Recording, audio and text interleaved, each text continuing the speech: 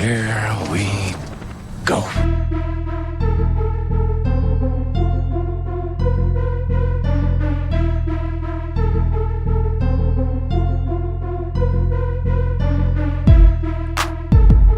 Welcome to Brad and Jerry, a magical friendship, also known as the Confirmed Epic Podcast, the official podcast of the epicreview.com.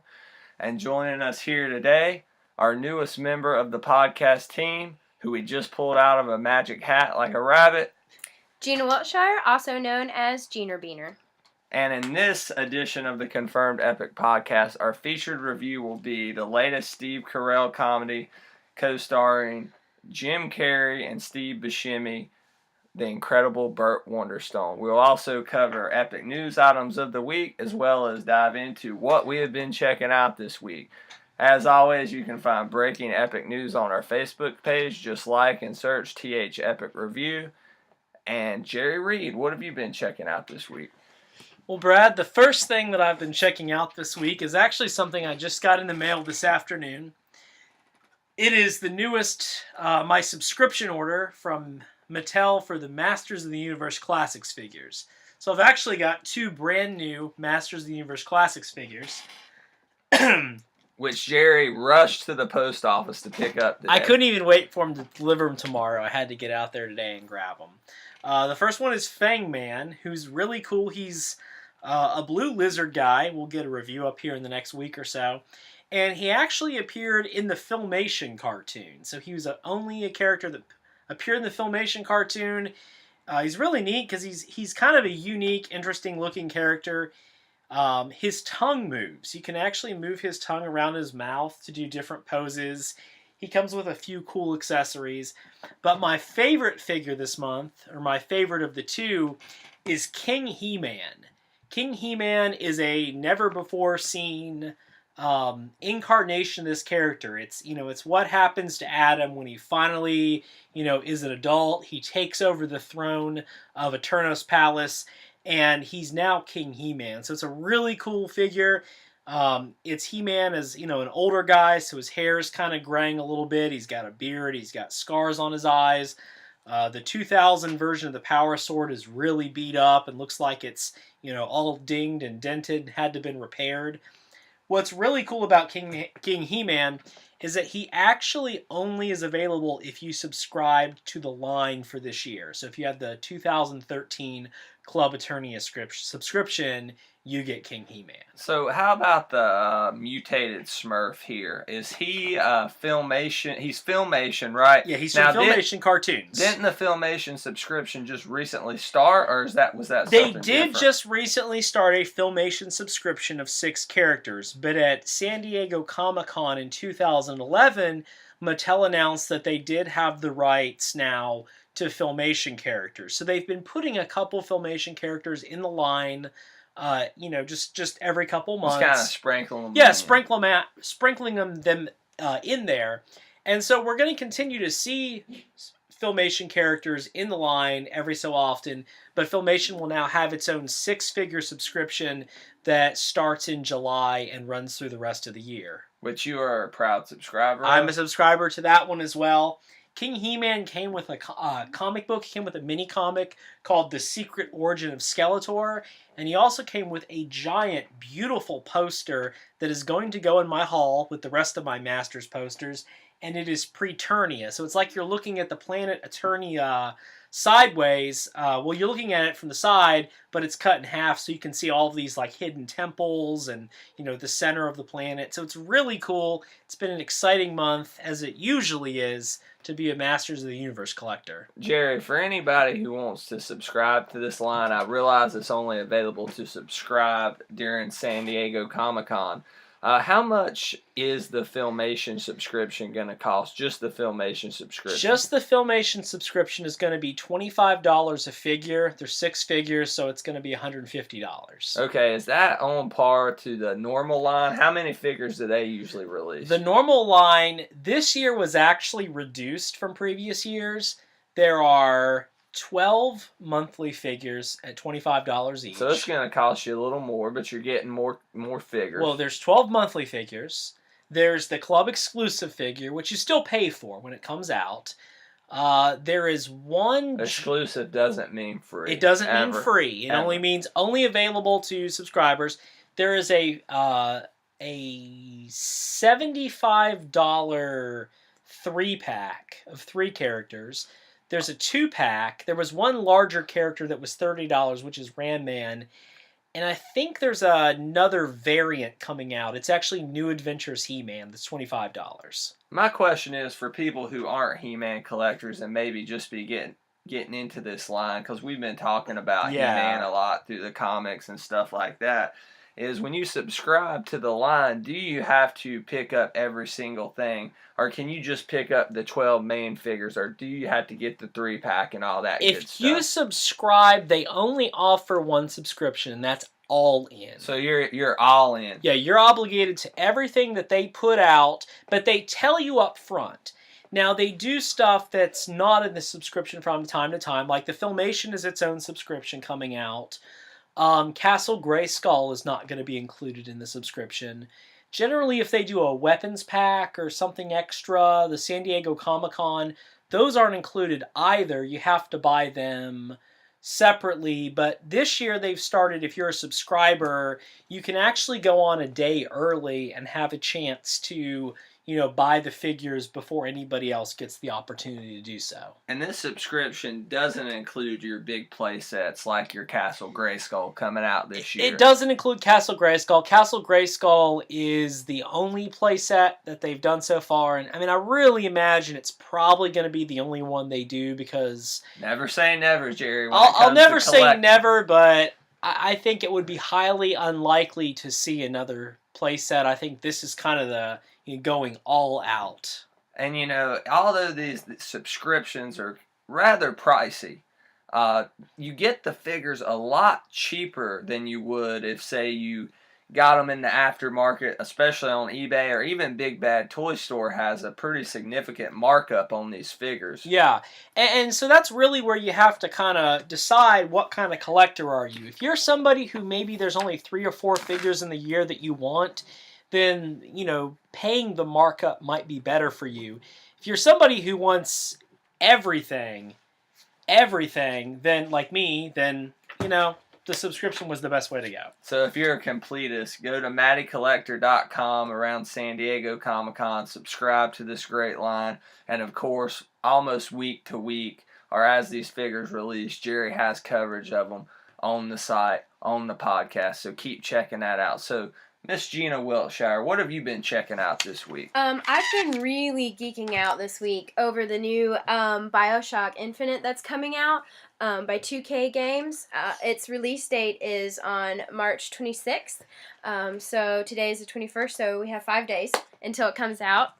It is for PS3 and Xbox 360. It's a first-person shooter game set in 1912.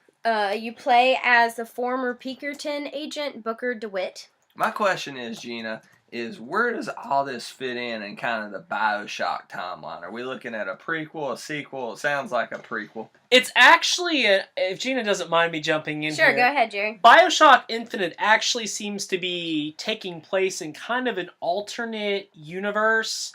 The original game took place in an underwater city called Rapture.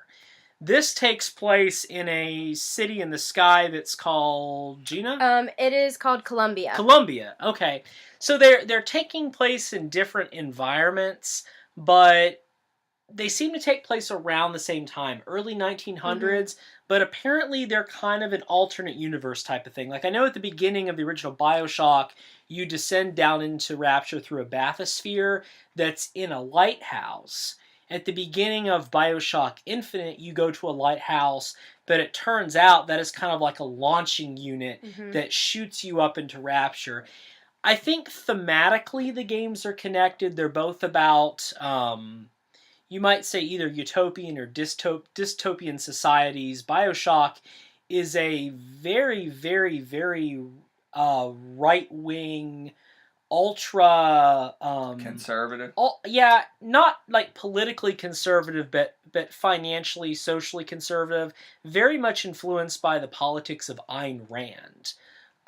Whereas That's pretty politically conservative. Well, it Jerry. is very Atlas Shrugged is like yeah. a conservative Bible. It's for very people much like based Paul on those Ryan. ideas about a society where that was the intention. That only the people who could, do for themselves, moved there so they could have this, super free market. And of course, it collapses and people turn into mutants because they're addicted to drugs. So now it's a lot deeper than that. So now that Jerry's kind of set up BioShock Infinite, Gina, get into some more of the details of the game. Sure. So you play as former Pinkerton agent Booker DeWitt, and if you know anything about the Pinkertons, they were a national detective agency established by Alan Pinkerton in 1850, and they actually served as Abraham Lincoln's personal security during the Civil War. They actually, if I'm remembering my research correctly, they at their height were bigger than our nation's standing army at the time, and they were actually outlawed in Ohio because Ohio was afraid that they could be bought and used as a small army. So these guys are really legit, and so he's collected a whole bunch of debt, and in order to pay off his debt, he kind of acts as a mercenary and takes on a case where he is sent to, like Jerry said, the flying city of Columbia to rescue Elizabeth, who has been imprisoned since her childhood, and his mission is to get her safely out of the city. And during their escape, they actually form a really powerful bond. So during the entire game, you're playing as your character, but you have an AI that follows you around and interacts with you the entire game. And so I think that's going to be really, really awesome. It sounds like they've put a lot of thought into it, because sometimes AI characters are really annoying if you have to carry them through the whole game and constantly hold their hand. And I know the studio has talked about how much they paid attention to making sure that all of your, the player interactions with Elizabeth were really fun, that she added to the experience rather than detract from it. It just sounds like a very interesting blend of all these elements. Just kind of the historical stuff with the technological stuff, and then with the whole backdrop of the BioShock series. It's a very interesting blend. This one, Columbia, I believe, is more of a theocratic origin. It has actually a lot of like U.S. I'm gonna say like civil religion overtones to it. That America is kind of this civil religion up in Columbia, but a lot of theocratic elements as well. So it seems really interesting. That just seems like a very interesting blend of things. Gina, anything else you want to say about BioShock Infinite? Just to be looking for a full preview coming within the next couple of days to the website.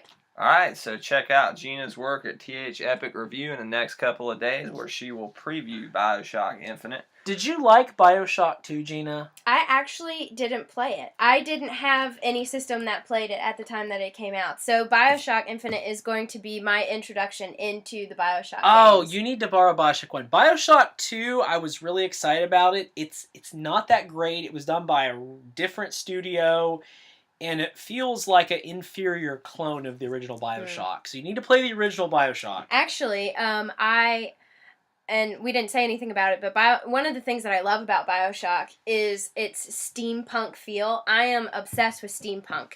And I came across it in Dishonored. That just came out about a year ago. Yeah, it came out last October. Yeah, exactly.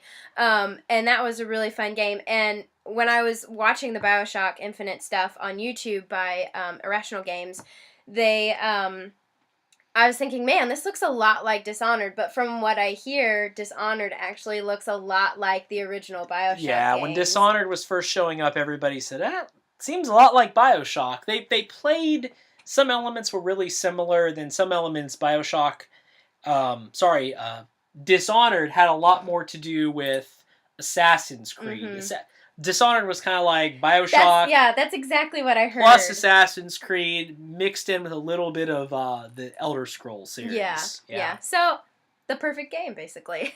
So, moving on from steampunkish video games, I'm going to get into what I've been checking out this week, which was the the brand new... Do it now! The brand new Bane hot toy Oh. from The Dark Knight Rises, based on Tom Hardy's magnificent portrayal of that character.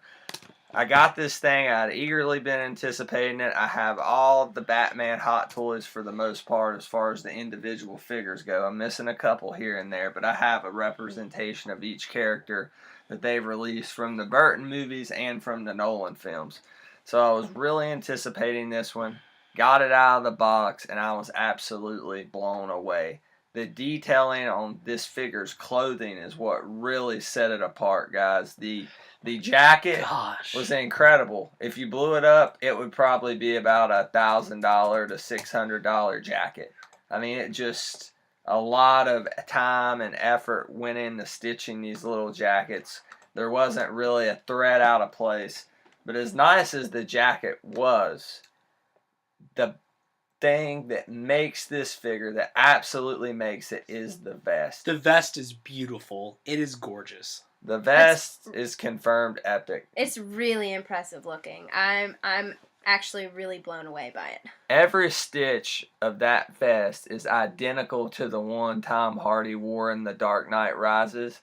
And it is just, I've never been blown away by a piece of clothing on a figure like I have that vest. And Hot Toys has done some crazy epic stuff in the 1/6 scale clothing department, but this really took the cake.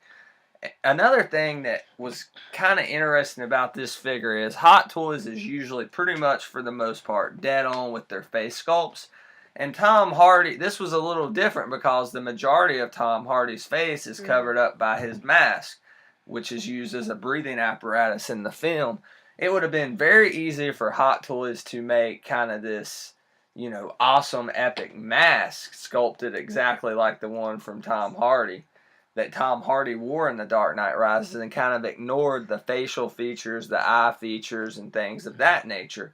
But Hot Toys was dead on with the kind of the eyes, the look. You can, that's not just Bane, but you can tell that's Tom Hardy playing Bane.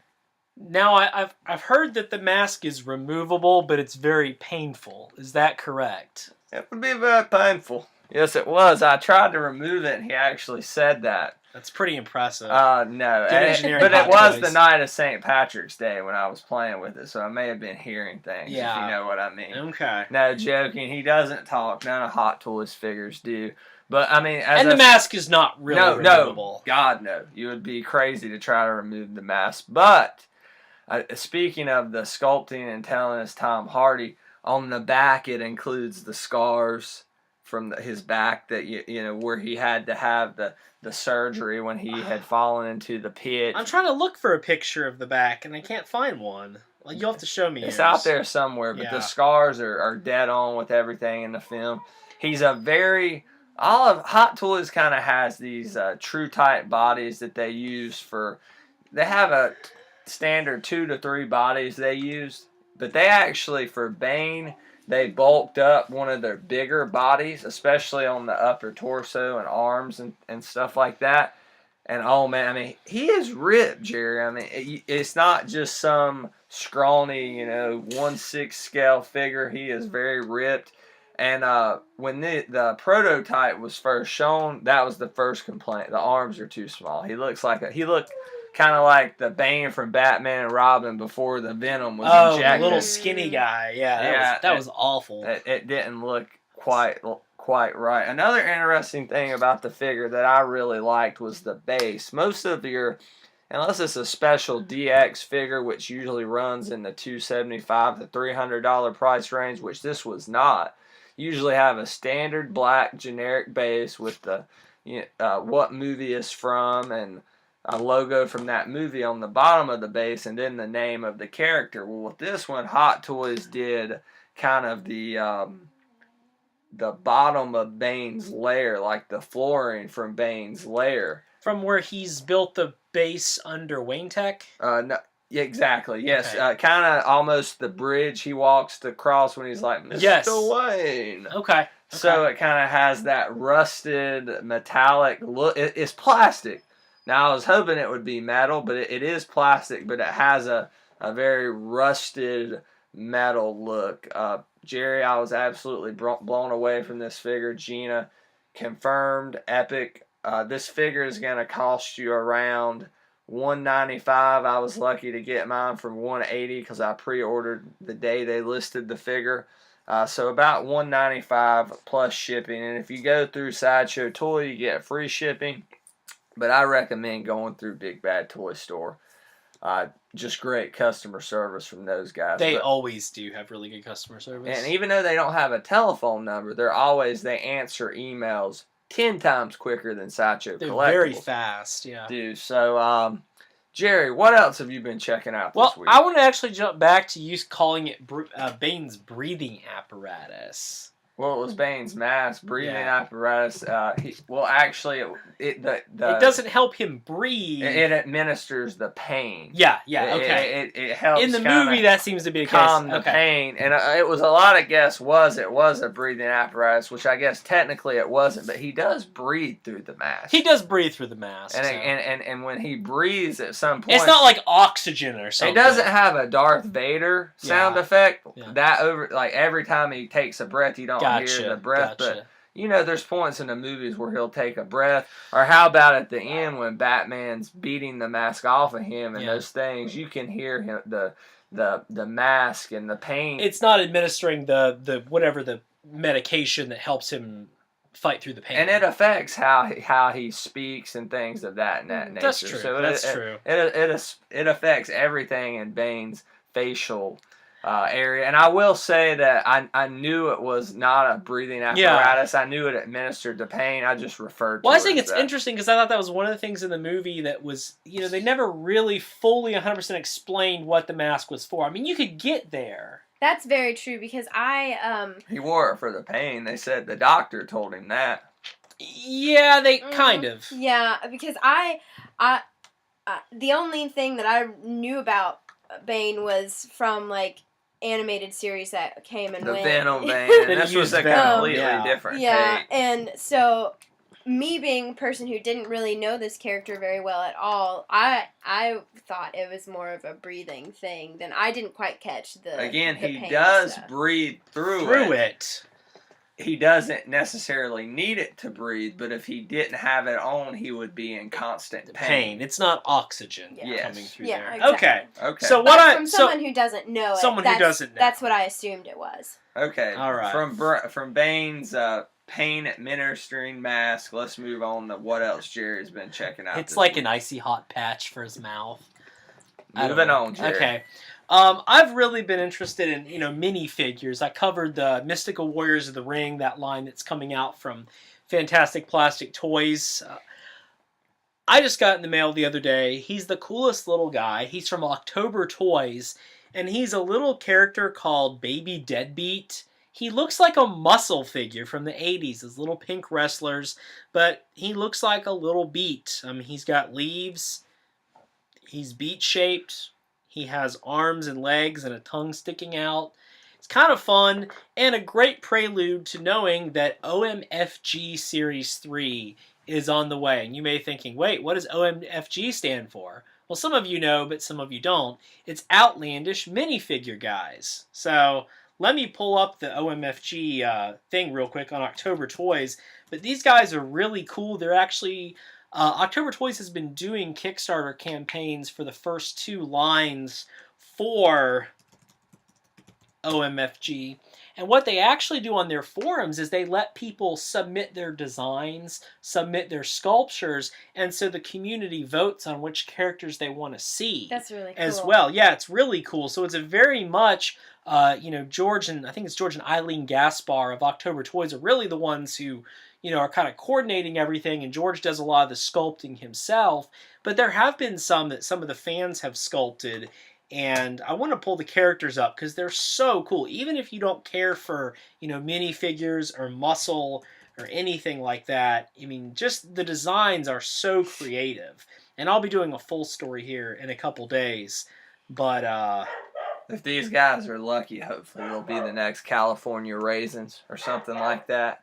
California Raisins were very popular, Jerry. I know. Jerry gave me a look like... Well, I'm thinking comparing them to California Raisins, but I guess My wife's family, one of our Christmas traditions is they watch this. It's called a Why you bring dogs to a podcast? It's called Claymation Christmas, and they have like all these claymation, Christmas things. And one of them is the California Raisins singing as well.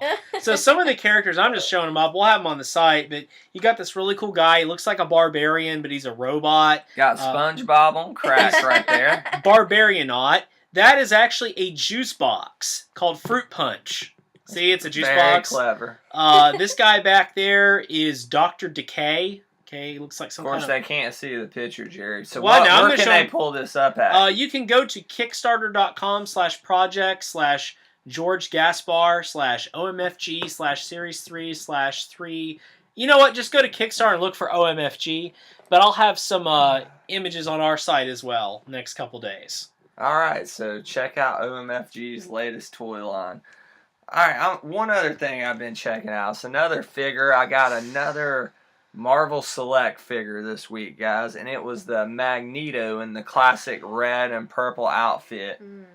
I like this figure. If you're looking at it online and you're looking at it from a distance, it's a very cool looking figure. It's got the classic outfit, which I love. Let's take bets. Will I order him before the end of the podcast? Yeah, it happened with Venom. With Venom, I just bought him. I don't think Jerry will be just buying. And then Brad and Gina were playing with him and dropped one of his arms on the floor, and the dogs ate the arm. It happens.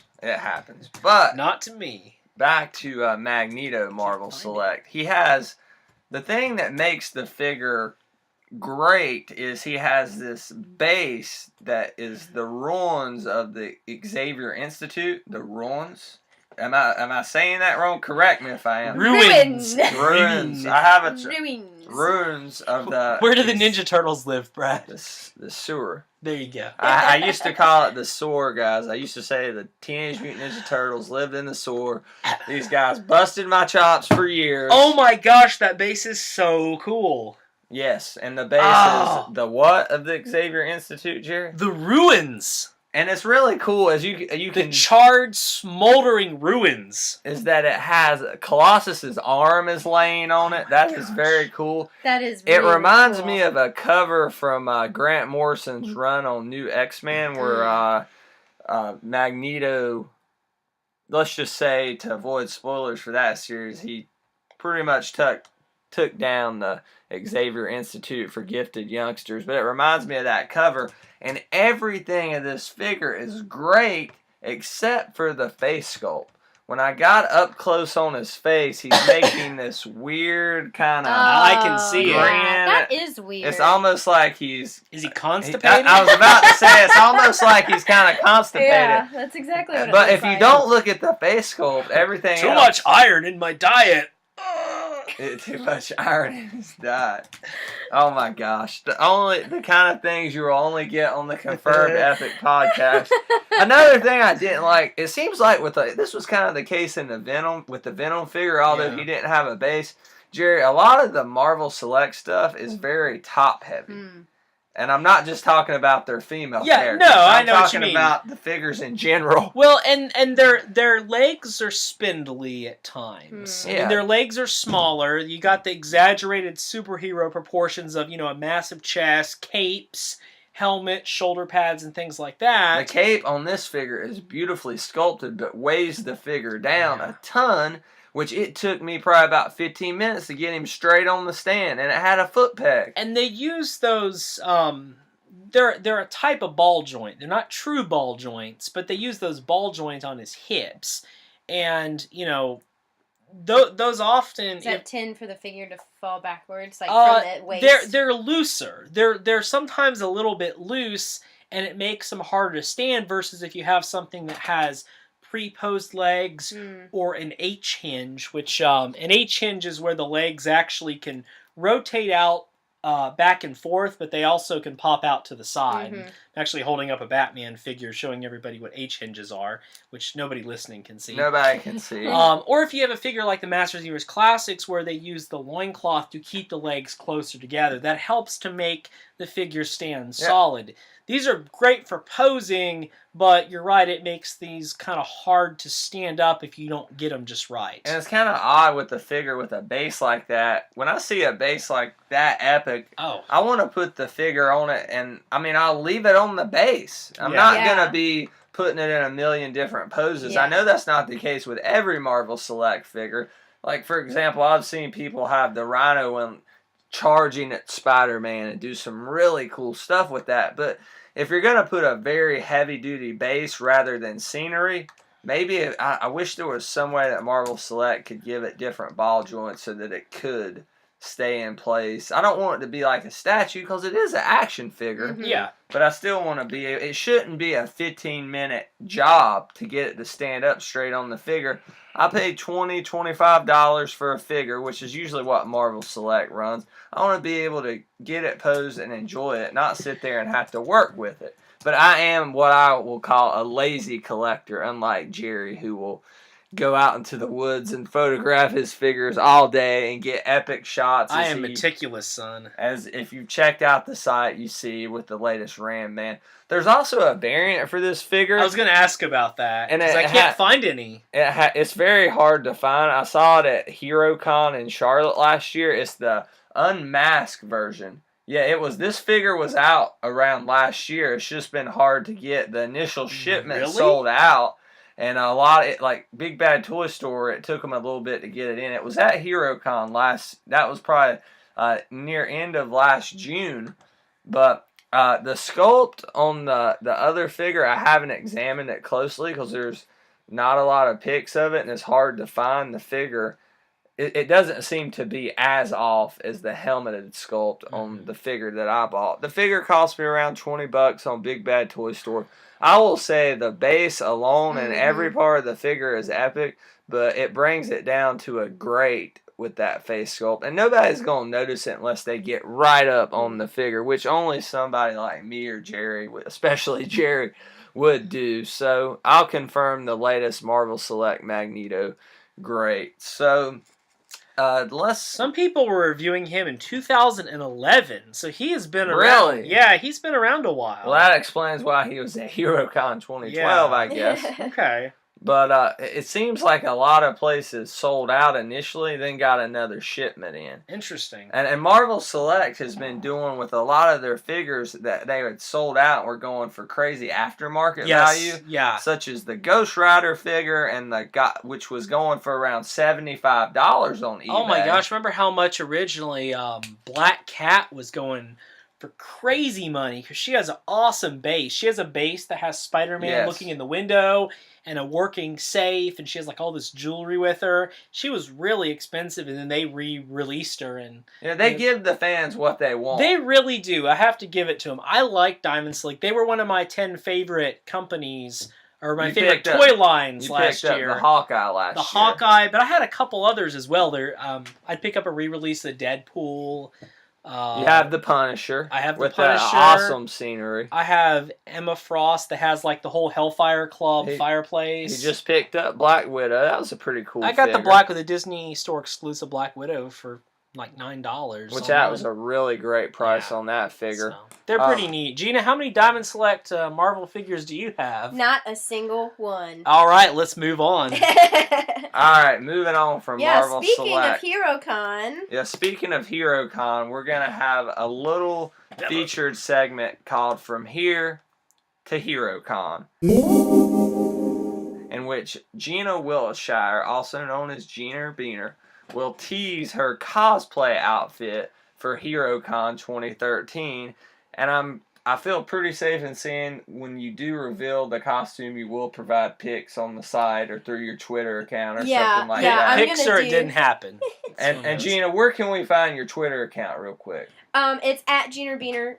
So just look me up, and I do gaming news. It's mostly about games and movies. So to tease her cosplay outfit in the Here to HeroCon segment, Each week,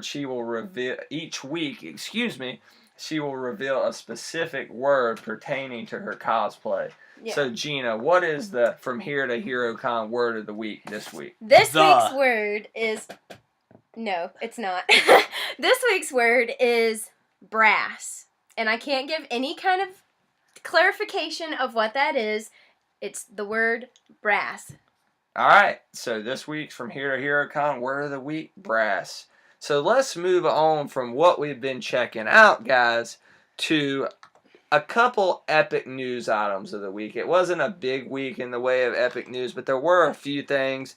I'm interested to get Jerry's reaction on this first one. MGM and Paramount have announced that they are going to do Hansel and Gretel Witch Hunters 2. And real quick, Yes. Jerry, before I get your reaction, Okay. I want to and everyone else, I want everybody to know that Gemma Arterton, who is it? Arterton? Gina Arterton? Gemma Arterton. Okay, so I was right the first time. Gemma Arterton and Jeremy Renner have not been confirmed yet.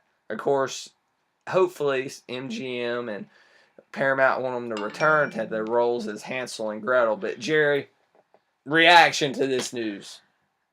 That is probably, Hansel and Gretel was probably my favorite movie of the year so far. And that is saying a lot more about my taste in movies than it's saying about, Hansel and Gretel being a great film. But I really like that splat stick, crazy horror, ultra-violent type of movie thing where it's also comical. That is like right up my alley, and Hansel and Gretel was probably the most fun I had at the movies this year. And it was a very interesting. Jerry's a big fan of that whole slapstick fantasy. Okay, which is a play on slapstick. It's a play on slapstick. Very astute. Kind of comedy, horror, almost a little campy. A little bit, but not. This wasn't too campy. Not too often. It was a very good film. It's maybe not a film that everybody is gonna love, but it plays well to a very specific audience. People like Jerry. And Jerry, you brought up when we reviewed this. You brought up how well this movie was doing internationally, and I believe at this point it's grossed close to $300 million internationally. And Jerry, that is the reason that they're moving on with a sequel. But in the U.S., it didn't do bad. I remember opening weekend, it did like $30 million, which did very well for an R-rated opening. Oh, what, $30 million? Let's think. What did Burt Wonderstone did? Only $10 million. It bombed. A PG-13 comedy with Steve Carell and Jim Carrey. Yeah, but an R-rated splat stick film. Yeah, crazy, right? $30 million. It's opening weekend. And once again, Hansel and Gretel. I think it's going to be the kind of movie that's gonna kill when it hits Blu-ray. I mean, it's gonna kill people. And video on demand. Yeah, video on demand, Redbox. I think it's gonna do really well there. It's one of those ones that will do well with repeat viewings. It's one of the ones you would like to add to your collection. I will add it to my collection.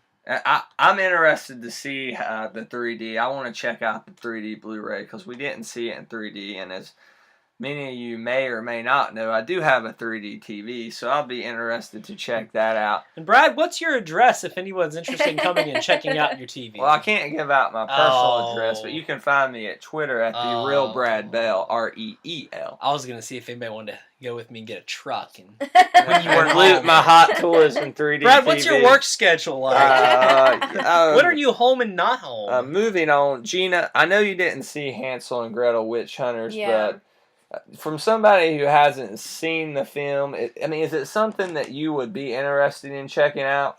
Truthfully, no, but it's very specific to my personality. I have a weak stomach when it comes to gore, so, Zombieland kind of left me feeling upset and sick, but I love that movie. So maybe eventually I can work into seeing Hansel and Gretel and then going and seeing the second one. I don't know. We'll have to see, but from where I am right now, I'm just going to let you two boys enjoy it. Okay, we will. We'll be looking forward. We'll post the news on our Facebook page. Just search and like TH Epic Review. When hopefully it will be confirmed that Miss Arterton and Jeremy Renner will be returning. So we're pumped for Hansel and Gretel Witch Hunters 2, guys, but let's move into something else that we probably all used to be pumped about as kids, especially if you grew up in the 90s. Jerry's a little bit older than Gina and I, not too much older. Sony has announced they are going to move forward with films based on the popular R.L. Stine Goosebumps book series. Guys, what's your reaction to this? Gina? I don't care because I never read the Goosebumps books. What? I was a scaredy kid. Yeah. So Wow. You didn't even just get lured into the school book fair and buy one because everybody else was buying it? Truthfully, I don't think my parents let me. When I was in 4th grade, we had a Goosebumps club. Like, people would sit out in the park and talk about, like the park benches at school and talk about ghosts and Goosebumps and things. I am so excited. Now, this is crazy because they've actually made video games based off it. I think it has its own series of books. It had its own series of, but my favorite Goosebumps book was One Day at Horrorland. Love that book. First one I read. Nothing else ever compared to it. It's a haunted amusement park. Some of those books were just they were so insanely crazy. You would read one that at the time was like real creepy and maybe even genuinely depressing and stuff. And then you'd read one about like a sponge under the sink that's killing people. So they were all over the place. I mean, people turned into bees, and there was this stuff called monster blood that like got bigger and bigger. It was green and ate people.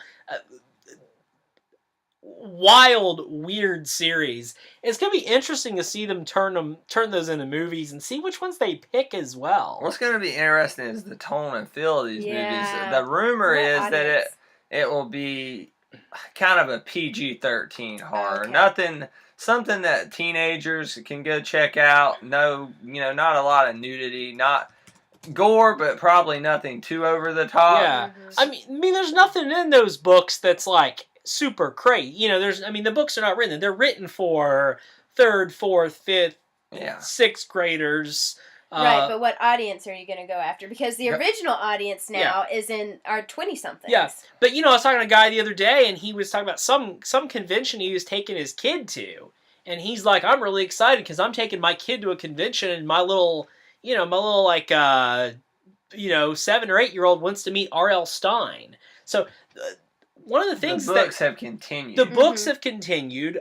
They've made some movies that have shown on like maybe Cartoon Network or the Disney Channel or Fox Family. Well, they used to have the direct to VHS films. I don't know. They had those. They had the TV show. But I mean, even a couple years ago, they had what was it? Mostly Ghostly or The Haunting Hour. It was kind of one of those kind of family-friendly horror movies that had. I had like what's Little Sixth Sense kid's name? Haley Joel Osment had his sister in it, and I mean it's a pretty good. Did she see dead people? No, yeah, she's like kind of like the little goth punk kid or something, but it's like a decent kind of fun little horror movie. We watched it in October. It was like kind of one of those that you could watch little kids and they might get scared, but I mean my wife and I she was a little scared. I was perfectly fine. Jerry, so your favorite one was Horrorland. One Day at Horrorland. One Day at Horrorland. My two favorite were, and I know this is going to be a lot of people's favorite, Night of the Living Dummy. I really liked that one. That was a whole series. That one just kind of kept going and going and going. It was like a classic horror franchise. It was. It definitely was. Like Nightmare on Elm Street or Friday the 13th. That's what they do. They never run their course. They just keep running. Yeah. But the one that I cannot. It was something to do with the Halloween mask. I don't know if it was. Night of the Jack-o'-lanterns. No. Was it the one that has the girl holding the green mask on it? Yeah. Oh gosh, yeah, that one was creepy. That was a popular one too. I had it on VHS. That was a series too. It was. That was a series too. Can you find the title? Find the title of that. Jerry's gonna try to find the title of that. But the premise of that one was a girl wanted this Halloween mask, which was almost like she found this epic looking green latex Halloween mask, and every time she would try it on, she would kind of start being a jerk to her parents, her friends. It Sounds would like alter. The Mask. No, it's different than The Mask. It's a horror kids version of The Mask. It's not as good as the Jim Carrey mask. The Jim Carrey mask made Jim Carrey just epic. This made this girl be a little, but made her not epic. Yeah. Exactly. But she would put the mask on, it would change her mood, and then eventually the mask. The Haunted Mask is the name mask. of the. A very original title from R.L. Stine, The Haunted Mask. But eventually it finally got stuck on her face, and she kind of turned into this creature. It was kind of like a almost green goblin looking mask. It was very pretty high quality for a kids. Was it a show or? It was a Saturday morning cartoon originally. They were 30-minute installments. Was it a cartoon or? No, it was live action. Live action. And then they started doing. You said cartoon. Yeah. Did I say cartoon? Sorry, it was shown during Saturday morning. The cartoon. I believe segments. It was on Fox Kids. It was on Fox Kids. They were 30-minute episodes, and then probably about late 95. 96 they started doing hour-long specials as well. Like they did a Night in Terror Tower was one of the specials. I remember that one. I remember of course if I went through the whole list of R.L. Stine's Goosebumps, I'm sure I'd find others I would like. I don't know which one. It'll be interesting to see, will they try to make a Night of the Living Dummy or a Haunted Mask movie, or will they try to just go with the tone of the series and come up with something new? Yeah. Well, they do. There are 62 books in the main series. Wow, that's a lot to choose That's from. not including that Horrorland has its whole own series now, and they remember Give Yourself Goosebumps, which were like choose your own adventures. Yes. They had the short stories that came with the little flashlight you plugged on the book, and you could read under the covers. That's cool. There was one I remember years ago I had. It was called Goof Lumps. And they were like parody versions. There was one called like Eat Cheese and Barf and stuff. they were Goosebumps parodies, but it was called Goof Lumps. Well, Goosebumps is kind of something. I won't say it's something I hold near and dear to my heart. I don't like it as much as I did like Batman the Animated Series or Power Rangers or anything like that. But it was kind of my first introduction into a love for horror. And I think that's pretty cool. You don't maybe you like horror in a different way. You like Batman or something like that. You know, the writing's not on the same level, but I think that for kids that were reading Goosebumps, and I might be wrong here. I'm probably very off base, but I think the popularity and appeal of them was sort of like the early Harry Potter books. Not later Harry Potter books where like even adults really were jumping in and saying, oh my gosh, this is like a great fantasy series. Mm-hmm. But early on, I think they were getting a lot of kids to read who just didn't care about reading. Yeah.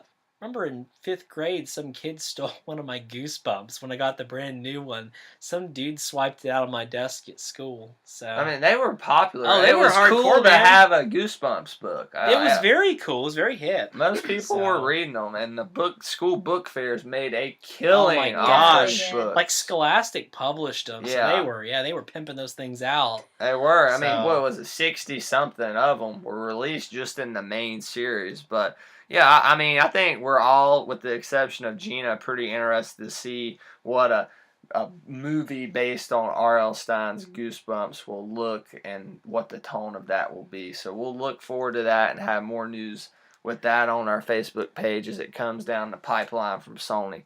So with that, let's get into our featured review of the week, which is Steve Carell's latest comedy, The Incredible Burt Wonderstone. Listen to me, Burt. Nobody likes you. Nobody will ever like you. Welcome to the amazing world of magic. Wow. Everyone loves a magician, and they'll love you too. Do you want to be my partner? More than anything.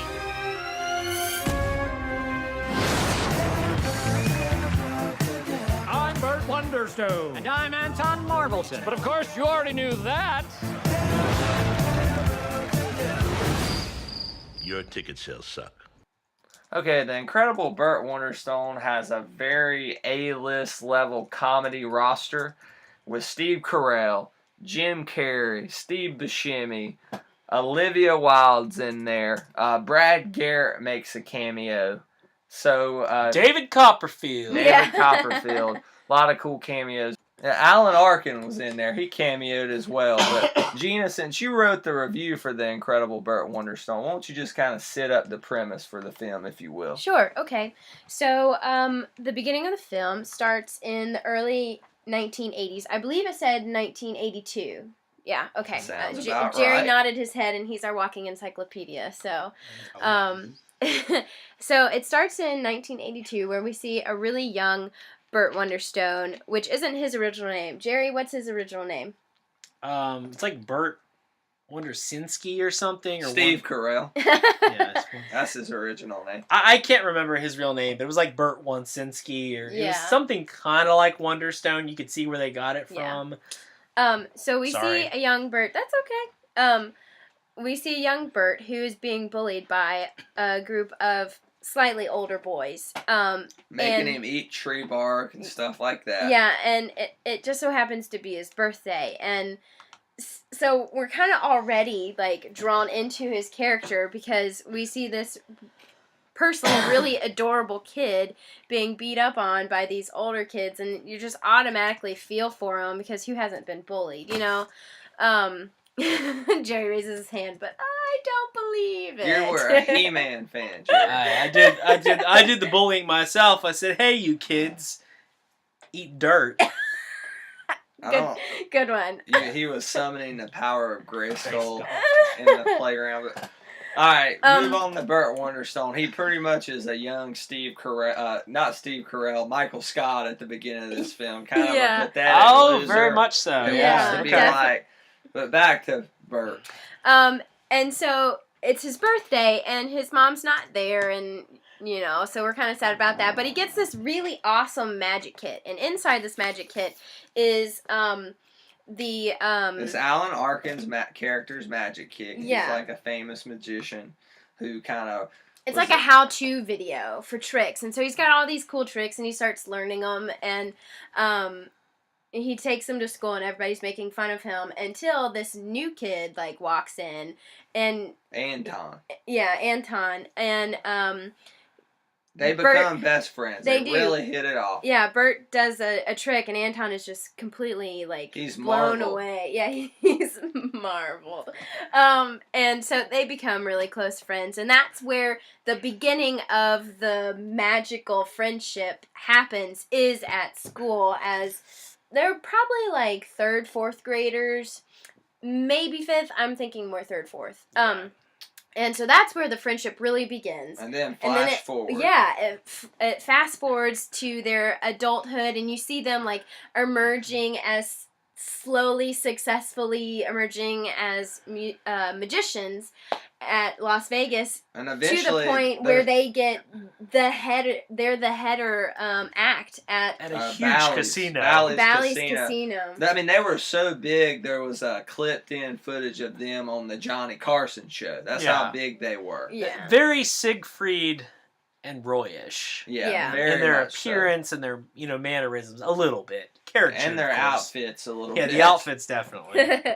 And so now, as super successful adults, Burt has turned into just this huge jerk. He's self-centered. He's womanizing. He puts down Anton and doesn't treat him as an equal. And he's all about his flashy cars and his big penthouse. And I thought he seemed like an okay guy.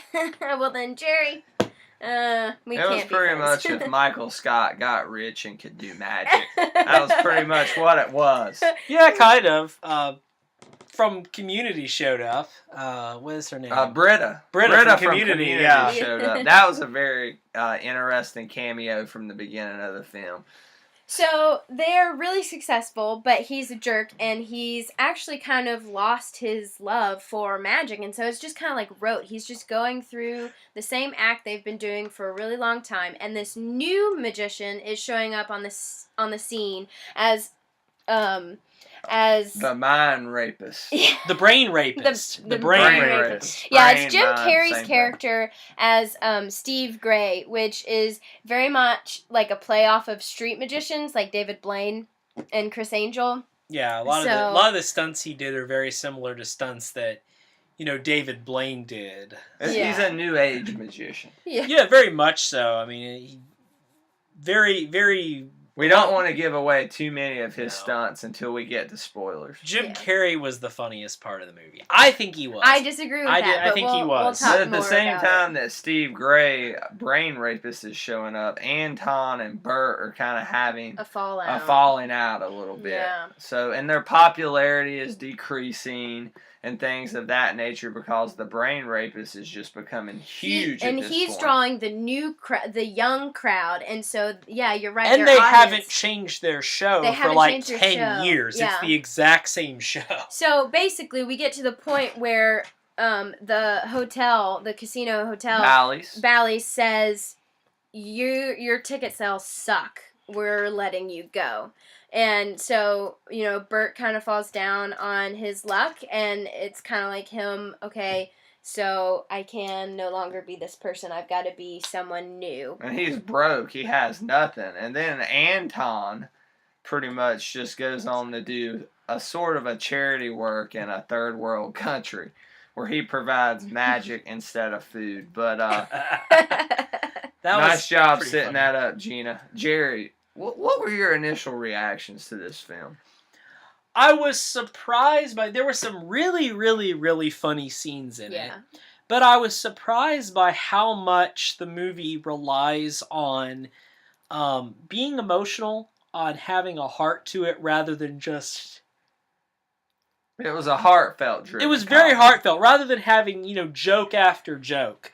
Although there were some really funny parts, and as Gina was describing the movie, I was thinking of some of them. I don't know if we're ready to get into all of that yet. We're going to try to save some of the acts for spoilers. Sure. One of the things that I think is really difficult to do is to do a movie about magicians, to do comedy about magicians, and cover new ground after how much Arrested Development, the TV series, got to do with the character Job. Which is a great TV series. It's a great show. Job is...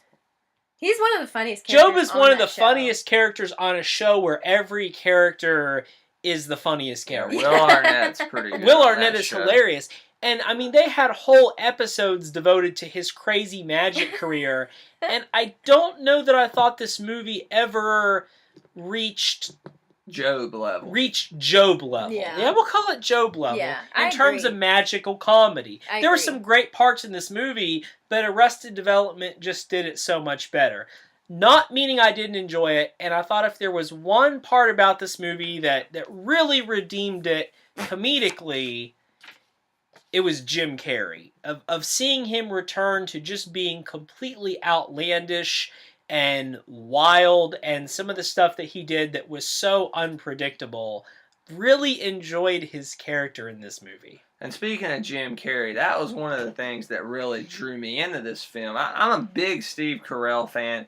Not so much for his movies, but just, him playing the character of Michael Scott's enough to make me a lifetime Carell fan. And I really loved The 40-Year-Old Virgin, which was a raunchy, heartfelt-driven comedy.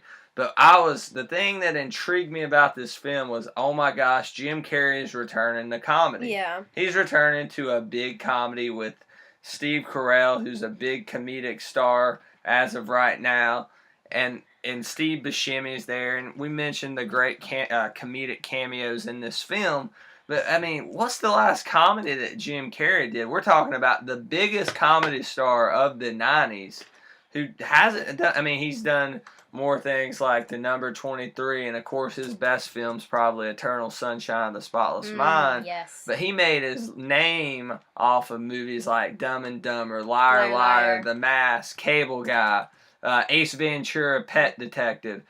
And so many people who know Jim Carrey know him for those roles. And it was just really cool to see him return to a comedic role as Mr. Gray, the brain rapist. So and he played it well. Jim Carrey, besides Jim Carrey, Adam Sandler was probably the other biggest comedic star of the 90s. With Billy Madison, Big Daddy, Waterboy, all those movies. And we always would kind of get into it, my friends and I. Who is the better actor? Of course, it's Jim Carrey. Jim Carrey's a legit talented actor, where Adam Sandler's good at playing Adam Sandler, who's a funny guy. Jim Carrey can play all kinds of different roles, comedic and dramatic. I agree with That's that true. statement. Which he did in this, The Brain Rapist. You know, that was a very dark, comedic It was a very character. good character while also giving him room to be very, very funny. Exactly, and he was kind of being the new age musician, a little bit darker than the rest of the film with as far as his stunts and things like that. Gina, what'd you think of this film? Your reaction? Yeah, I enjoyed watching this film. I did come away from it a little bit disappointed, but the thing that drew me in the most was the heartfelt of it. Like, I was immediately drawn into Steve Carell's character as a little child. You know, he's crying at the tree, and that just tugged at my heart. And it's a funny little cry, and he does it multiple times out throughout the movie as an adult, and that's a really funny bit. And showing up on his birthday and his mother saying, yeah, I left you a cake. It's in a box on the stove. You know, put it in a pan, mix it with eggs, and put it on for 350 for 2 hours or something. Well, he has to You've proceed. Never baked a cake, have you? I've baked a cake. I just don't remember how long. And he proceeds to make his own birthday cake, which Yeah. turned out pretty It well. was pretty good. Happy birthday, me. That was pretty funny. It was pitiful. And then, but I heard a review before I saw it that the movie, like, he's this jerk character, and then he has this moment where he figures out that he needs to change and he needs to stop being a jerk. But the review said that he never really got to that moment of, like, really being a genuine guy. And I actually disagree with that review. I think his character got to as good a place as his character could have. You know, like, he's not going to all of a sudden turn into best guy ever, because that's not his character. That's not what his character is going to do. But, you know, I liked his journey, his progression to becoming a better person. Let's talk about besides Jim Carrey and Steve Carell, let's talk about a couple of the other performances in this film. And we'll get to Olivia Wilde, which Gina never got to in her review. Oh, snap. But Steve Buscemi. I'm a fan of Steve Buscemi. I don't watch Boardwalk Empire, but I always loved his cameo in the Sandler movies. He's in my fourth favorite movie of all time, Armageddon. So I'm a Steve Buscemi fan. He has a lot of people who don't know who Steve Buscemi is, they say, oh, that's that crazy guy from the Adam Sandler movies. That's that crazy looking guy. But what'd you think about Steve Buscemi as Anton, Jerry? I thought it was it was a great role. I always liked Steve Buscemi. Let me tell you the thing that Steve Buscemi has my respect the most for. Okay, Con Air. Yeah, I like him in Con Air. I like him in Reservoir Dogs. Yes. But back in the 80s, Steve Buscemi really and truly was a firefighter in New York. And after September 11th, he didn't go and hand out water bottles or do something like that. He literally went into the wreckage and helped excavate, that's really part of Ground awesome. Zero. I'm just glad he didn't give out magic. That would have not helped that much.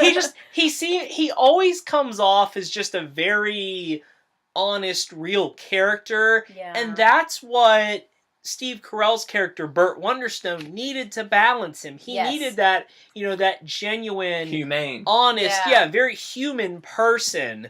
And Steve Buscemi just did a great job there. I wish he'd had more time, because he's very funny, especially when he's playing off of people. And he didn't have as much room to play off of people as I think he should have in this movie. And that magical joke that I was making there was, there's a point in the film when they have their falling out, Anton and Burt, that Steve Buscemi's character, Anton Marvelton, goes to a third world country and goes to this village, and he donates magic kits. Isn't it Cambodia? Was it Cambodia? It may be Cambodia. Yeah, I think it's Cambodia. So he goes to a Cambodian village, and rather than giving them food and water, which they are dying for, he hands out magical kits. And he actually, at one point, pulls a rabbit out of a hat. Gives the kid a rabbit. And we're not gonna try to spoil it, but you can pretty much infer what the hungry kid was gonna do with the rabbit. Yeah. But Steve Buscemi. All right, what about Olivia Wilde? And I want to get Gina's reaction. Just Gina, you left her out of the review, and I don't understand why, but was she that forgettable of a character? For me, she really was. Like, I didn't purposefully leave her out of the review. I really, when I was thinking over the movie, I really didn't think about her. I honestly did not once think about her. She kind of did play kind of the generic female in this film. It could have been anybody. I mean, I'm just saying it could have been anybody playing that role, and I don't think it overall would have made the movie much better. I don't think or it would much have, worse. I mean, Even if it was Anne Hathaway or somebody like that. But even the character, like the role of her itself, like you take her character out of the story and the story still works. Like I don't know. There's a pretty epic magic trick he pulls off when they're kind of having I'm pillow gonna talk. disagree. I'm gonna disagree that if you pull her character out of the movie, that it doesn't change the story. Guys, you can't pull Olivia Wilde out of a hat. Okay, you can't. Okay, we're not gonna try to pull her out of a hat. But I think Burt really seems to view women as objects. Mm-hmm. I mean, the whole beginning part of it is, no matter who the assistant is, he always calls them Nicole, even when they're off stage and he knows her name. He still just calls the assistants Nicole. So Olivia Wilde kind of shows, one, she shows his view of his changing attitude towards women. Number two, he initially just sees her as an assistant, and this is while he's having, difficulties in his friendship with Anton, and he comes to see that she's not just an assistant, she's not just a person there, that she's a magician in her own right, and I think as he gains respect for her, he once again gains respect for what him and Anton had. Number three, she keeps them in line a lot of the time. She very much really helps them to focus. Him and Anton, they're doing well, but they kind of need her focus a bit at the end to pull off their greatest illusion. Olivia Wilde is kind of the reflection of Steve Carell's character growth. Yes. I think very, so. You very can true. see how he treats her at the beginning of the film as opposed to after his semi-character journey up until the end of the film. So I think, you could have plugged another girl in there, but I mean, those eyes of Olivia Wilde, come on. Yeah. Speaking of reflection, there you go, right there. But there's so many. That was worth 1 star alone. Exactly. There's so many kind of funny and epic and very extravagant illusions and magic tricks in this film. And to get into those, we're going to go ahead and roll the reel forward to spoilers. Alright, so spoilers for the Incredible Burt Wonderstone, guys. What was of all the tricks or magical tricks, sit-ups, what was your favorite ones of the film? I think, for me personally, the last one was my favorite one. Describe it. Describe what they did. We're in spoilers now. Okay. Okay. Good. So their very last trick is while in Cambodia, Anton he's giving these magic kits away in order to get the people off of this certain kind of plant that causes you to pass out. Like, they would eat these plants and they'd pass out. And so he was trying to get them to do magic as opposed to these plants. And so Burt and Anton have always wanted to do this one trick. It's called the disappearing audience trick. And they could never figure it out. And so they were kind of talking about what their big trick is. Yes. And they're doing this trick to try to win a contest against Jim Carrey's character. And a bunch of other characters. The brain rapist and a bunch of other characters who are nowhere on their level. To try to win a feature show at the newest casino. Like a 5-year contract. Yeah, 5-year contract. So they and need... the casino's name is? Doug. Doug. Yeah. Actor, The Soprano. Doug Money. Yeah. James Gandolfini's character. Yes, exactly. Tony Soprano in The Sopranos. So they're trying to win a 5-year contract to headline the magic show at Doug. So that's why they're doing this. Just wanted to sit that up. But Gina, back to that. No, that was really great. That was needed. So they can't figure out how to make the audience disappear, and they say, well, really, we're just going to need them to pass out for a while so we can transport them to a different location, and that's when they think of the leaves. So they kind of make this, like, fog stuff out of these leaves. They boil it down and make it into a fog. So they use that. They evaporate it. Yeah, they use Vaporizers. Yeah, kind of. Like a lot of people do with marijuana, they vaporize it and inhale it. They do. I'm not saying that I do that. I'm saying a lot of people do. Sure, Brad. I've been to college. We're gonna go to your expertise on that one. Okay. And so, of course, they use that fog as the fog in their show. And so, you know, the audience passes out, and the first time we see it, we actually don't see them doing anything. We're as if we are in the audience, and so the screen goes to black, and then like bright lights come in, and all of a sudden we're out in the field. The music outside. cues and Yeah. this emotional reveal. They Yeah. pulled it off. They're Yeah. gonna win the contract. Yep, and then you know everybody passes out again, and they transport them back to the Doug. Back to Doug, and you know, ta-da, they've won. So the reason why that one is my favorite one is because it is the only one where we know it's not a typical.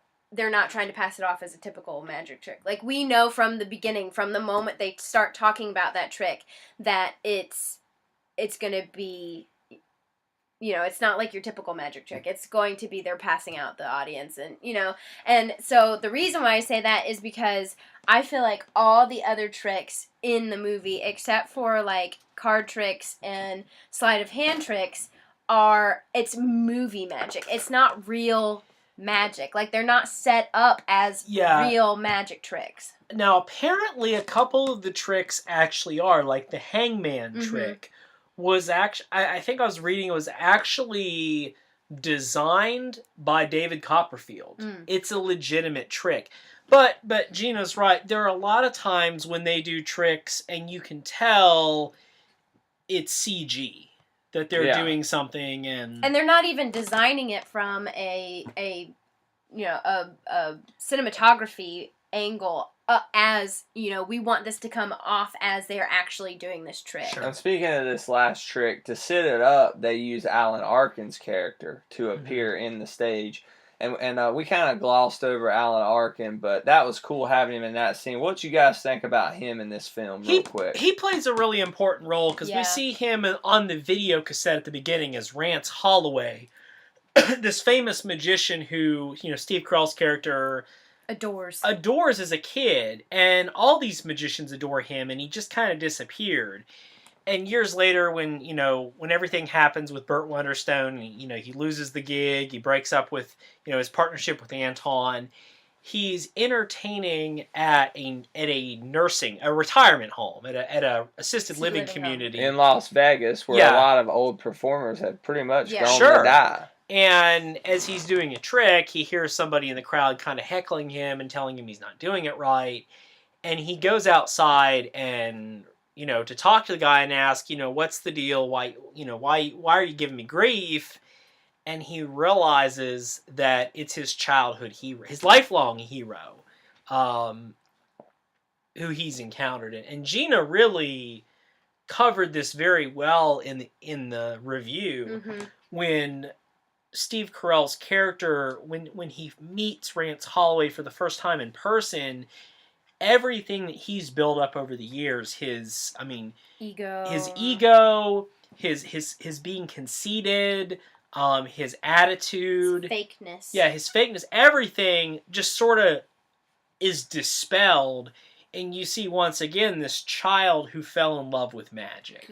And it was very cool to see it kind of come full circle from his childhood to that final, him introducing that final act to win the contract at Doug. Yeah. I thought that was pretty neat. My favorite, and we didn't actually get to see this trick pulled off. It was kind of shown in a promo for the Brain Rapist's traveling magic show, was how long he could hold his urine. Yes. Where Jim Carrey, is it Chris Gray? Steve Gray. Steve Gray, sorry. Or Jim Carrey's character, Steve Gray, is attempting to hold his urine, and as he's doing it, they kind of have like a graphic that shows how much of his body is filled with urine, which I don't believe is scientifically accurate. There's a doctor on there at one point that says, at this point, his body has more urine than blood in it. And it was like 80% urine, his body, the graphic said. And it was freaking hilarious. He's like, really? A water fountain? Really? A fountain? Really? And it was just... That's not fair. And it was, I don't know, classic Jim Carrey kind of move. I thought my funniest trick, my favorite trick from Steve Gray was he's wearing some kind of animal costume. Was it like a donkey or something, or a burro? It's a pinata. Yeah, he's dressed like a pinata, and he's having them hoist him up above the street, and he gives this lady a baseball bat. No, as a kid. I thought he gave it to an adult lady, and then he had the kids come. Oh. He gives someone a baseball bat, and he's like, I call this the human pinata. Literally. This morning I swallowed 1,000 pieces of hard candy. And as this lady's hitting him with a ball bat, he's like regurgitating hard candy, and all these little kids are like running out of the audience picking it up. It was so twisted, but I loved it. I thought your favorite part was when he laid down on the coals, That- and the dude was like, "You rock!" and like threw up, and he's like, "Yeah!" That was my other favorite part. But he's doing the fire walking, and he's like, No, he's not fire walking. He's sleeping he in an starts entire off, night. and he says, you've seen people walk on fire, but have you ever seen one sleep the night on a bed of coals? And he lays down, he's like, that smell you smell, it's burning flesh. And he's laying there, and he goes, starts like he's snoring, and then he goes, ah! And he screams, and he goes back to snoring and screaming simultaneously. I loved his character. He was so awful in terms of just like how gruesome his tricks were. See, that's what I didn't like. One thing Carrey's always thrived at is physical comedy. Yes. Doing stuff with his body, all the way from when he started on In Living Color. Very much so.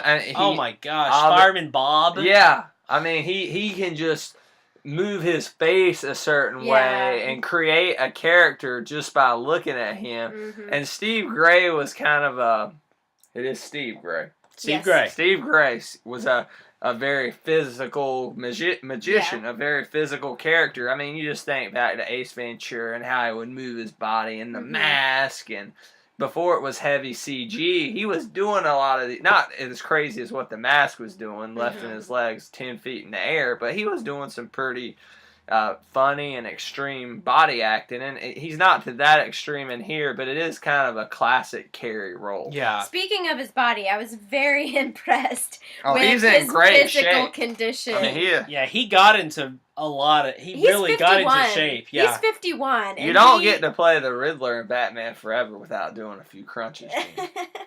Oh my gosh. Okay. Somebody spank me. That's Ace Ventura. It stopped me. Somebody stop me. I thought it Okay, said and that's the spank mask. That's the mask. Is that the mask? It's the You're mask. just mixing up all your Okay, you Jim put I Carrey. think all I the- just combined Batman Forever, Ace Ventura, And the mask. Yeah.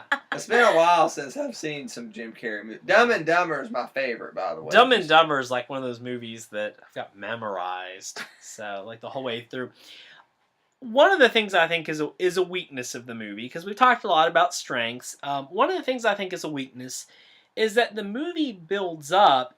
They're covering Steve Carell's character, Burt Wonderstone, and how he, really has to rekindle his love for magic, his respect for his friend Anton, all of those type of things. But another thing they really build up is this whole rivalry between Steve Gray, representing these, new breed of magicians who really aren't doing traditional magic as much as they're doing Stunts. stunts and body manipulation and things, versus Burt Wonderstone, who's very much in the vein of the traditional magician. It's old school versus Yeah. new school. Yeah. And so you'll watch Steve Gray do a trick, and then you'll watch Burt Wonderstone, and then you'll see Steve Gray's newest illusion and Burt Wonderstone. It's only at one point in the movie do we ever really see these two go head to head in any way. The birthday party. At a birthday party. And it's it's a funny scene, but I think they should have moved their confrontations to earlier in the movie, because by the point that Steve Gray and Burt Wonderstone meet, Burt is now such a different He's person. likable now. He's Yeah. likable. He's more focused on entertaining these kids at a birthday party. Yeah. Where Steve Gray is wanting to, shock people and do gruesome tricks. He takes a nail and hammers it through the table with his head at the party. And he shoved a puppy in my pants. Tell him about the puppy trick, Jerry. Oh my gosh! So Steve Carell he makes a balloon animal. It's lame. Yeah, and he's like, it's pretty lame. Wait a minute, and he does something, and he magic, and he turns the balloon animal into a puppy and gives it to the birthday boy. A live puppy. A live puppy, a real puppy. Steve Gray just walks up out of the crowd and says, "That's a cute little puppy. Let's make it smaller." And they're like, don't touch that kid's puppy. And he just grabs the puppy and acts like he's crushing the puppy, and the puppy just disappears. And then Steve Gray goes, "Go open that box on the table. There's another puppy in there." And the kid's like, "Oh, my puppy." It's a different puppy. It turns out he somehow slipped the puppy into Steve Carell's pants. And it's teething, apparently, as Burt comments. That whole birthday scene But was I think if they would have moved their rivalry earlier in the movie, especially still shown the rivalry much more when Steve Carell was still... Yeah. hadn't gone through his character change yet, I think it would have left a lot more room for a lot of funny scenes that the movie didn't get to fully explore. Yeah, I agree. Yeah, it all. By the time that they finally went head to head, like we said, he was a likable character. Carell he can go from a jerk to lovable Split at the second. drop of a hat. Yeah. I mean, that's what Michael Scott was Yes. that for 7 or 8 years he was on The Office, and that show's nowhere near as good without him. But and it was the two leads. It was perfect for Carrey because it was a physical comedic comedic role, and Carell was kind of that jerk to the nice guy. Yes. And it was cut out exactly for those two. I mean, overall, guys, what do you think about this film?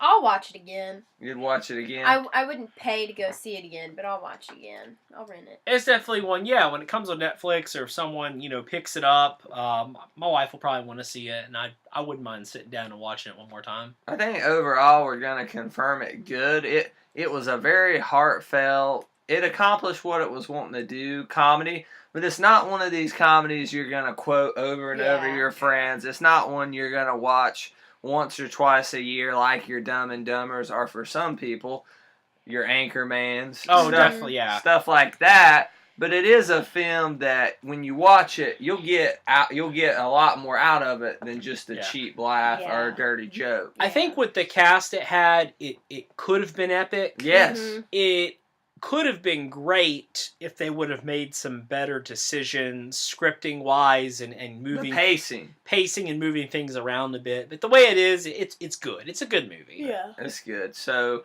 The Incredible Burt Wonderstone, the epic review confirms good. And I think that's just about The incredible applies to both of them. Yes, that's right. Don't say that. That's Burt and Anton. Yes. Yeah. But is that going to wrap us up for this film, guys? I think that's going to wrap us up. So, yeah, check out The Incredible Burt Wonderstone at a matinee or on Redbox when it comes out. A dollar theater. Do they have those anywhere? They do in my hometown. Where's that So at? there are dollar Carrey. theaters out there in Carrey, North Carolina. So that's gonna do it for our review for Burt Wonderstone. So Jerry Reed, where can we find more of your stuff this week? Well, I'm continuing to put things up on our website. thepicreview.com. Absolutely. And you can check out my newest installment of Show and Tell on there, Show and Tell number 3, where I talk about Buttons McBoom Boom. And you also have your Flickr going. I have a Flickr account. It's www.flickr.com/photos/barbecue17. BARBECUE17. And of course, I still do action figure news or action figure reviews on Amazon.com. Where he gives very in-depth action figure reviews on there. Not as in-depth as the Epic Review, but Yeah, I'm pretty moving in-depth. most of mine over to the Epic Review So he's now. transitioning. Gina Wiltshire. Yes. Where can we find more of your stuff? Well, I will be doing that BioShock Infinite preview on the epicreview.com, and I'm also going to be working on a new segment for the blog called Netflix for the Poor Kids. Yes! Which is because these two guys here one has a 3D TV and a Blu-ray player. With a state-of-the-art surround sound system. And the other one has a Blu-ray player, and I don't. I'm the poor kid here. So I rely on my Netflix to see movies. And so I'll be reviewing Safety Not Guaranteed. Which was, we won't say what we rated it, but, you know, it's a pretty good film. And that's going to be the director of Jurassic Park 4, right? Colin Trevorrow. Trevorrow. So look for Netflix for Poor Kids, Gina Wiltshire's featured Netflix column on thepicreview.com. And also I have my Twitter feed at GinaBeener. All right. As for me, you can find all of my stuff at thepicreview.com. You can also find me on Twitter at TheRealBradBell, REEL, Brad Bell. And for Breaking Epic News Daily, just search and like TH Epic Review on Facebook. And once again, from the Hollywood foothills of North Carolina, we are out.